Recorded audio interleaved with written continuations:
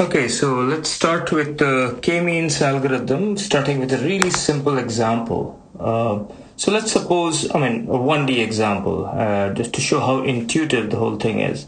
So suppose you are in one dimension and you have 4 points. I'm going to mark them as crosses. So at 1 and 2 and at 4 and 5.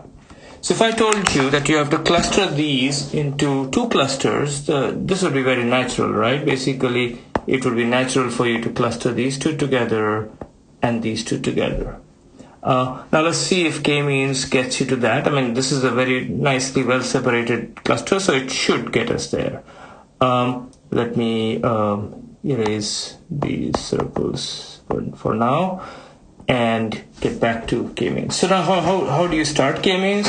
Well, typically you have to start with an initialization, and the initialization typically is randomly choose as many, K points, if K is the number of clusters you want, from the data points that are given to you. So let's just do that.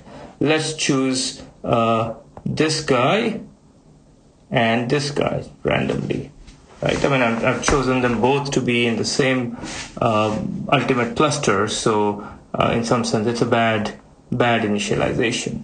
So how does K-means work? The first step is the assignment step, which is assign the data points to the cluster center it is closest to. So obviously this data point 1 gets assigned to this cluster center. I'm going to call this M1, and 2 gets assigned to this, and 4 gets assigned to this, and 5 gets assigned to this. All right, so 3 points get assigned to M2, and 1 gets assigned to M1. Right. So this is the assignment step.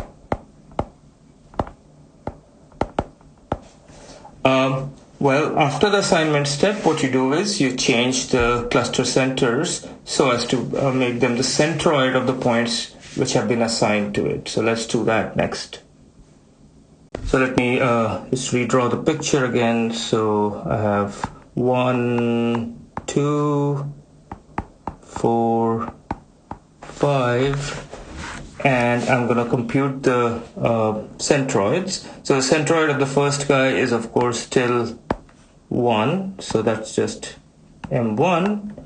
M2 on the other hand is the average of the points that were assigned to it. So M2 is 2 plus 4 plus 5 divided by 3, that is 11 by 3, which is a little short of 4. So my M2 will go somewhere here, M2. So that was the update step. So now we're going to go through the assignment step again, and for that purpose let me redraw the data points and show you the assignment steps. So 1, 2, 4, 5 are the data points, and M1 and M2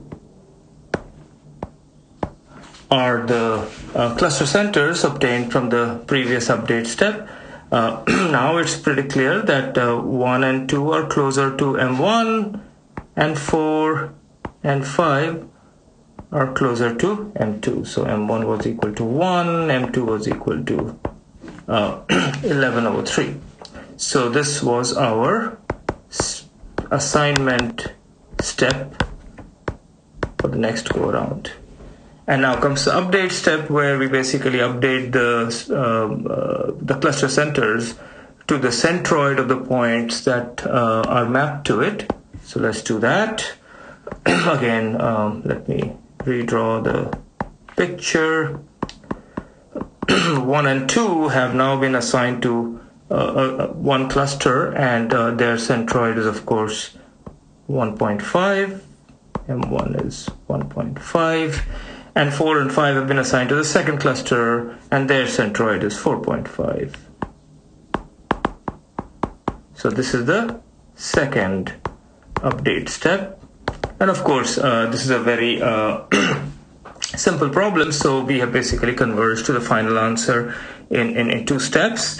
You can check that it doesn't change beyond that, right? This is the answer, and this is the sensible answer. This turns out to be the best answer also, right, for the natural cost function. What is the natural cost function that we'll consider? It is basically the squared error from the cluster center you're mapped to. So let's set that up and discuss it in a slightly more formal setting now. Okay, so now let's set up the K-means problem more generally. So what's our setup? As usual, I have x1 through xn, which is my data, d-dimensional. I want to partition the data into k clusters. How would we choose k? Well, we'll talk about that later. There's no magic bullet there, but there are certain heuristics that people have come up with, various kinds of justifications that have been formalized in various settings. But as such, there's no magic bullet. So we have to partition into k clusters, and let me start out by saying I don't necessarily have to have a deterministic assignment. So basically, if I have k clusters C1 through Ck, I will allow the assignment of the data points to the clusters to be probabilistic, in the sense that I'll say that P of k given xi is the probability that data point xi is assigned to Ck. And this is for little k equals 1 through k. What this will allow us to do is to relate k-means to a probabilistic formulation in terms of Gaussian mixture model parameter estimation, and it's also just a good thing. We're starting with a more general assumption here. Of course, probabilities have to add up to 1, so summation k equals 1 to capital K. P of little k given xi has to be equal to 1 for each I, right? For each data point, these things have to sum to 1. What are we seeking to do with this clustering? Well, the sort of the cost function that k-means is going after is a squared error cost function, which is the average distortion between xi and the cluster center it's been mapped to. So let me change the pen color. So let mk be the cluster center for Ck. So I can think of this clustering as it has come up in the context of vector quantization. That's really how it started, scalar quantization and then vector quantization. We can think of this as sort of a code word for everything that falls into that cluster. Mk is a code word for that. Or we can think of it in some sense as a representative for the cluster that I might use in downstream processing. Whatever it is, the cost function, I'm going to denote it as delta squared for no particular reason, except I've seen it done in some of the literature, and it's sort of emphasized that it's a squared error cost function. What is the cost function? It is the distortion between xi, the training point xi, and the kth cluster center. The squared error distortion is the L2 norm squared, xi minus mk L2 norm squared. The probability that I incurred this distortion is P of k given xi. I will sum this over all the clusters, and I will sum this over all the data points, and I might actually replace the sum by an average, but I won't bother to do that right now. And what our goal is to minimize this over the clustering. So what does that mean? Minimize over the assignment probabilities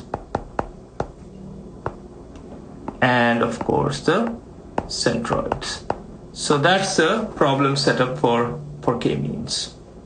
So how hard is this minimization? So let's look at this cost function again as a function of the parameters we are trying to optimize over. That's assignment probabilities and the cluster centers themselves, the MKs. Well, if I look at it as a function of the MKs, it's a quadratic function. Easy, right? We know how to optimize, minimize quadratic functions. Just differentiate and set equal to 0. If I minimize over this, basically the assignment probabilities, look at this function. It's a linear function of the assignment probabilities. You know, when I'm looking at the minimum or maximum of a line, you know, generally speaking, I get it at one of the endpoints, right? So this should also be easy. So each of these problems is easy except when I'm trying to minimize jointly over both the assignment probabilities and the cluster centers. This is a highly non-convex and hard problem, actually. So it's an NP-hard problem. It's been shown to be NP-hard, but it's interesting that the components of the problem, if I tell you the assignment probabilities, optimizing over MK is easy because it's a quadratic function of MK. If I tell you the MK, then optimizing over the assignment probabilities is easy because it's a linear function. And that is the essence of the idea behind the K-means algorithm. It's basically saying, let me be greedy, let me fix one of these guys, optimize over the other, and go back and forth. I know it won't necessarily lead me to the global optimum, but it'll lead me to a local optimum. And then maybe I can do things to improve that local optimum. So we'll talk about that.